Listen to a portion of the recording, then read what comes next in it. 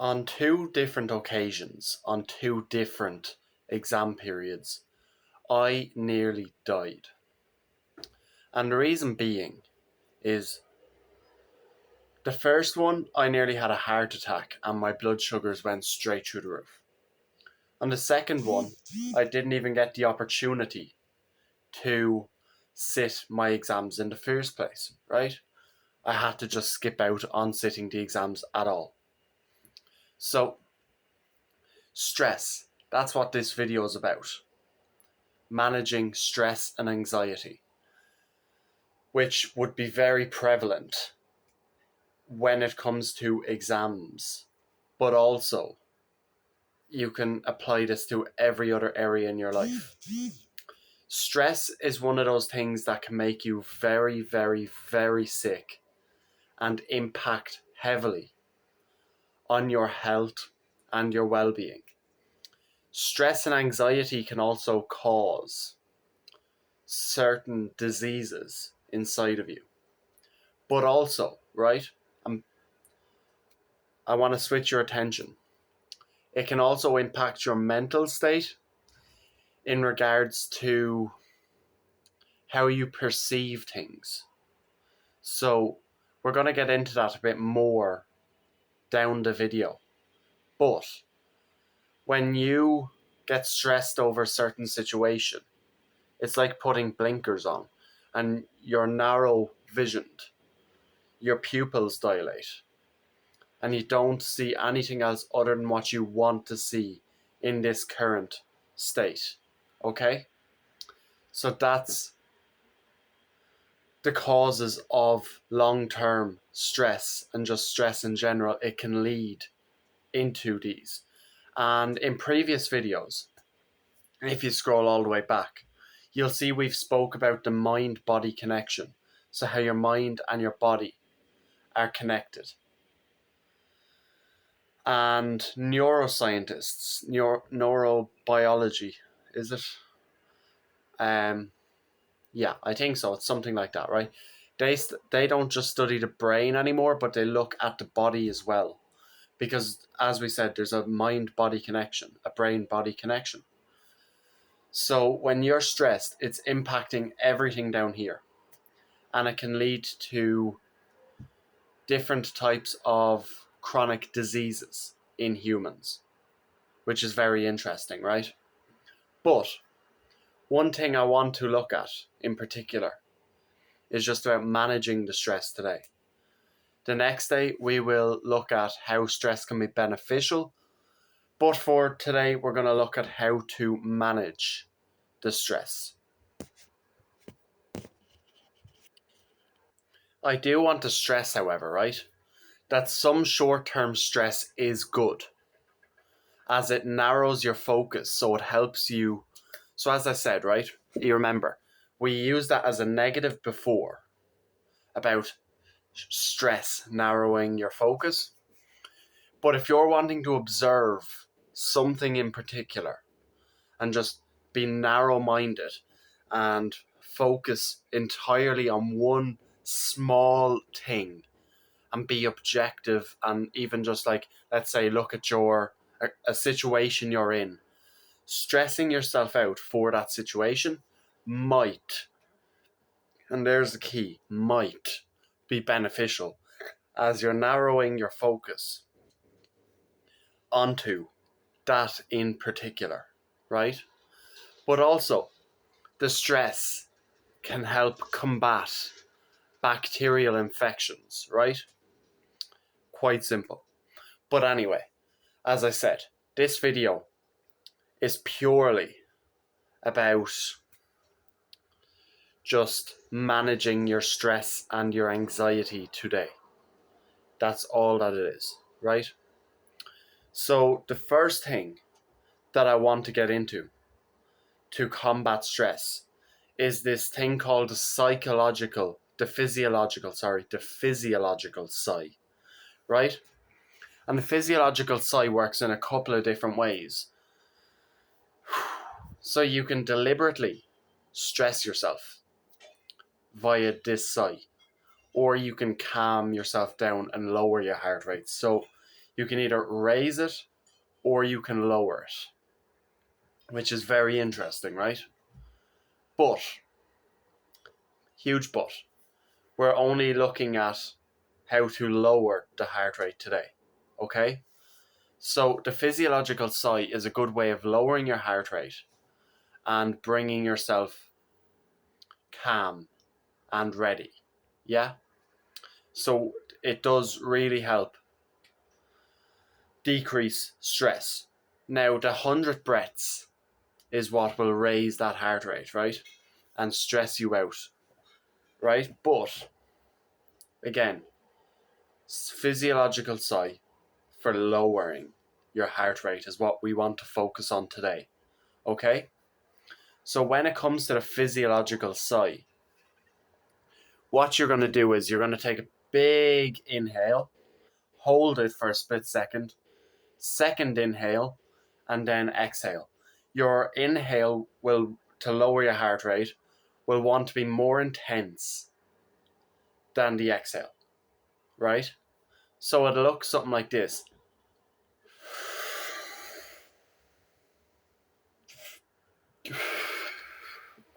Or through your nose.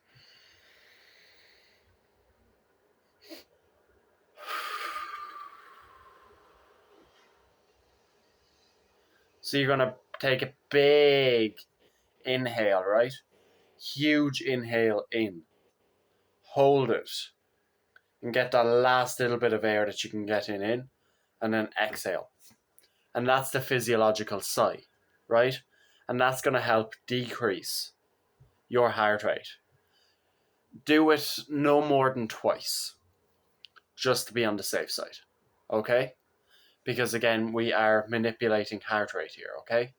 So just consult a professional before you try it, of course. I do have to put that disclaimer. But the physiological sigh has worked for me in the past. That's all I'll say. I think we'll move on to another story time. So the most recent exam period, right? The most recent exam period.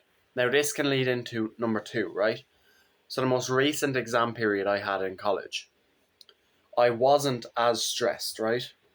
Contract law, constitution, I was fine. Completely, right? And that was because I was completely and utterly prepared for the exams, right? And I was managing my stress throughout the entire week. But, so that's what I want to say is, as well, being prepared and planning can help, like, let's say, with exams and even outside, being prepared for something and being ready and having a plan is going to help lower that stress as well.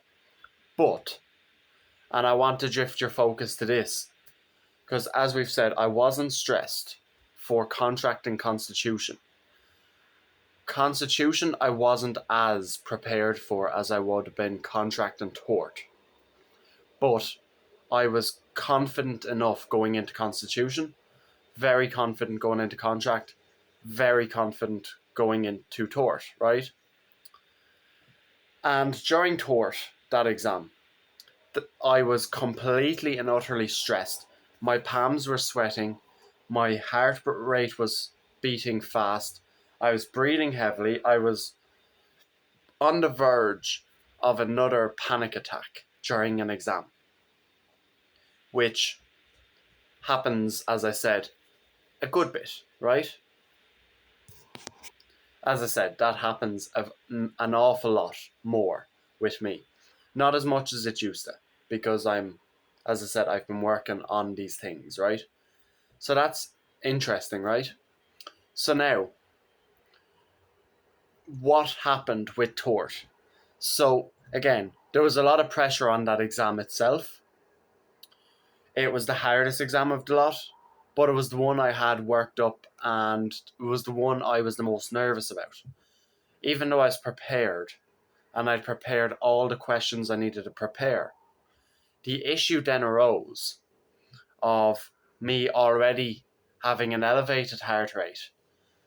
My breathing is getting heavier and heavier, and I'm trying to bring it down. During the exam, a lot of things went wrong. Like my pen wasted, right? So my pen wasted, my spare pen wasted, my spare pen wasted, the pen that the lady gave me wasted. Eventually I got a pen, but that costed me about 10 minutes and I was starting to panic. My palms were getting sweaty. I couldn't hold a pen properly then. I was breathing heavily. I was all shaky because I was like worked up, nervous. And then, obviously, as we all know about my medical condition, that started to act up then. Then I'd take a trip to the bathroom. I did not get the chance to finish the exam properly, right? I only got to answer 3 out of the 4 questions, which then handicapped me with my grade, which I'll know what my grade is in the coming days, right? But at that, when I was upstairs in the bathroom, I realised I need to bring myself down, calm myself down. So the physiological sigh was a good way to do that, right? But the next, and being prepared as well, as I said, right? But as I said, was prepared, so the physiological sigh worked. Another thing I done, which helped me throughout the week, right, was, and you're going to find this very interesting, is deliberately send yourself into a medium-term stress, right? So deliberately raise your heart rate, bring it up, and then get used to and get okay with being in that space and controlling your body and your heart rate from there. So you can do this with many different things, right? And there's many different ways I've tried it. Now, one of those ways I definitely would not at all, and I mean at all, would not recommend. But, well, first one is cold exposure, which you know yourself. I 100% endorse cold exposure. So you're raising your heart rate up that way, and it's helping you in the long term. So you get the feel of your body when you're in that elevated state, in that worked up state, high heart rate, etc., right? And then bringing it down, of course, right? Another thing I do is caffeine, nicotine, and water with no food. So I work myself up like that. And I get used to just being single-minded, narrow, absolutely pelting out to work, which is a way I study sometimes, right? If I have a lot to get through. But, again, not recommended over the long term. Wouldn't recommend it. Try at your own risk. But if you start to feel unwell, which is a very big side effect of that, I would recommend consulting your GP and probably discontinuing your use of that method. Okay? So, cold exposure. But I think I've mentioned it on this channel before. I'm not too sure. But there's the Wim Hof method and there's the breathing. If you download his app, it'll run you through some breathing exercises. Now again, I'm going to give you this warning. The app gives you this warning as well. But one thing you're going to want to be mindful of is not to do it near water, not to do it near an edge where you can fall and hurt yourself, etc., because there is cases of people passing out from the Wim Hof method breathing exercises, right? Which he will walk you through himself inside of the app. Okay? But, big but,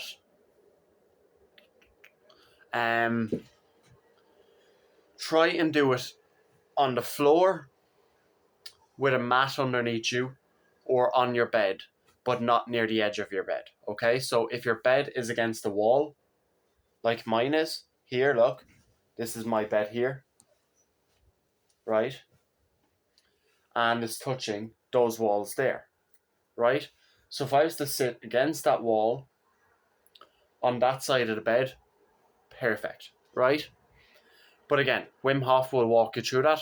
Just type into your app store Wim Hof Method app and download it from there. There is a payable version. I had the payable version on my last phone. I've since cancelled the subscription, but might get it again sometime because it has worked for me in the past, right? That's what I will say. The next thing, right, is very interesting, and it's social connection, right? And you're probably like, what? So, having good relationships in your life will decrease stress and will get you out of your own head because you're having fun with somebody else, right? And it's very interesting how that works. So, this whole social connection, whether that be with a friend, a partner, a family member, or a dog. Yes, a dog, right? Enjoying someone else's company. Now, if you're stressed when you're with somebody, always, then why are you hanging out with someone who stresses you out? You know what I mean? I don't hang around with people who stress me out. The people I hang around with, I enjoy their company, I love hanging out with them, and stuff like that, right? So, social connection is the vital one, right? Because again, you're hanging out with people anyway. Well, you'd hope you are, right? So, when you're hanging out with people, notice, are you more stressed or less stressed? And the people who you genuinely enjoy the company of, hang out with them more. And the people you're more stressed with, hang out with them less, right? And then that's a good way of seeing what friends you should keep around and what friends you shouldn't, right? So then we have the obvious three, which is exercise, sleep, and diet. 100%. Exercise, sleep, and diet, have them on point, and your stress levels will be a little bit lower, right? So from there, we have a few supplements, right? Which the first one I'm going to tell you is L-theanine, right? But before you run off and buy L-theanine as the supplement, L-theanine can be found in green tea and some mushrooms, right? And this helps with stress, it helps promote relaxation, and will give you better sleep, okay? So instead of buying L-theanine, have green tea, is what my recommendation would be. If the green tea doesn't work, I wouldn't exceed 2, to be honest with you, wouldn't exceed 2. If the green tea doesn't benefit you, then speak to somebody, a professional, and see about supplementing L-theanine, right? Then the next one, which is one I'm very careful with supplementing, which is ashwagandha, right? So take it in cycles when you're having stressful periods. So I don't constantly take it, but I take it at certain times throughout the year. So approaching exam seasons, things like that, okay? So with ashwagandha, one thing you'd want to be careful of is it lowers your cortisol. It brings your cortisol levels down, which helps with the stress. But cortisol is actually, and this is where a lot of people get mixed up, cortisol is necessary in the human body. Okay? Not too much of it, which is where the balancing comes in with the ashwagandha, right? But from there, that's what you want, okay? Bingo, bango, boom, right? Now, if you are going to take it over a continuous period, 2 weeks on, 1 week off, okay? because it's going to fuck with your hormones and shit like that, okay? But try them out. I have to cut this a bit short. Try them out and see if they work for you. And let me know what you think of them in the comments. Make sure to subscribe, because my health advice doesn't have these big fancy words in them. Any advice I give doesn't have big fancy words. Basic English, which you are going to understand on the primary level. Okay? We're going to start implementing a bit more health into this again. And from there, we're going to see where this leads, okay? So have a lovely day, and I'll talk to you tomorrow or the next day. Mwah.